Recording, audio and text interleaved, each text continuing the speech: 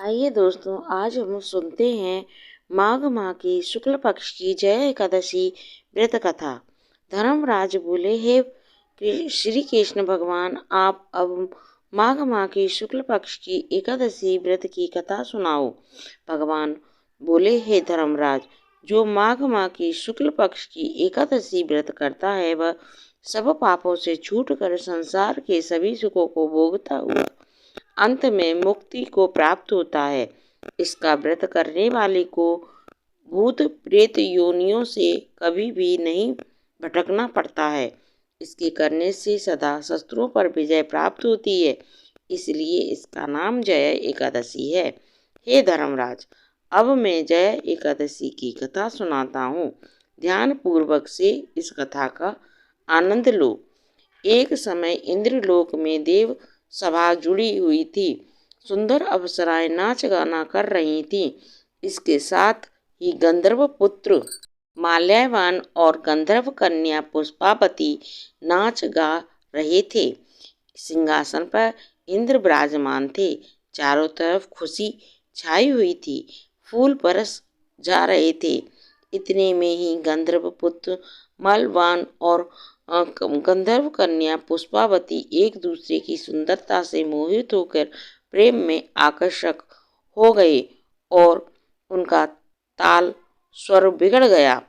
वे ताल स्वर से रहित होने पर भी नाच गाते रहे। यह देखकर इंद्र को बहुत ही क्रोध आया और बोले, तुमने शस्त्र के बिना आचरण किया है कि बिना विवाह किए एक दूसरे पर भक्त हो गए, और विवाह न होने पर तक पुरुष को चाहिए कि पराई स्त्री को माता बहन के समान जाने और स्त्री को चाहिए कि पराये पुरुष को पिता और भाई के समान समझे।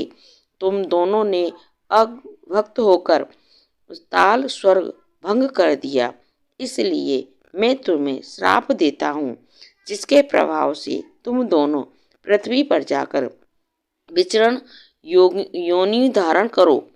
इस इंद्र के द्वारा श्राप देने के कारण से वे दोनों पागलों की तरह हिमालय में विचरण करने लगे। एक दिन भयानक ठंड पड़ने पर शीत से व्याकुल होकर दोनों ने भगवान विष्णु से प्रार्थना की कि अब कदापि बुरे कर्म नहीं करेंगे। पराई स्त्री को माँ तथा बहन, पराये पुरुष को पिता और भाई के समान समझेंगे। ऐसे जान गए थे कि बुराई का फल बुरा और अच्छाई का फल अच्छा ही मिलता है। अब हम दोनों अच्छे कर्म का आचरण करते हुए आप अपना जीवन बिताएंगे। इस प्रकार प्रार्थना तथा पश्चाताप करते हुए अनजाने में ही जया एकादशी का व्रत पूरा कर हो गया। इस व्रत के अभाव से मरने पर विमान द्वारा इंद्रलोक पहुँचे। वहाँ इंद्र के पूछने पर माल्यवान और पुष्पावती ने बताया कि अनजाने में ही हमसे जया एकादशी का व्रत हो गया, इसलिए पिशाचर योनि से मुक्त होकर हम इंद्रलोक में आ गए हैं। इंद्र बोले, सही तौर पर तुम दोनों अब बुरे कर्म छोड़कर धर्मात्मा बन गए हो, इसलिए इंद्रलोक में देव योनि में रहकर सुख प्राप्त कर सकते हो। इंद्र ने सारा प्रबंध करके माल्यवान और पुष्पावती का विवाह धूमधाम से कर दिया। तो ये थी माघ माह की शुक्ल पक्ष की एकादशी कथा। आई होप आपको अच्छी लगी होगी। अच्छी लगी हो तो लाइक से ज़रूर करना दोस्तों, और कमेंट में मुझे राधे राधे लिखना।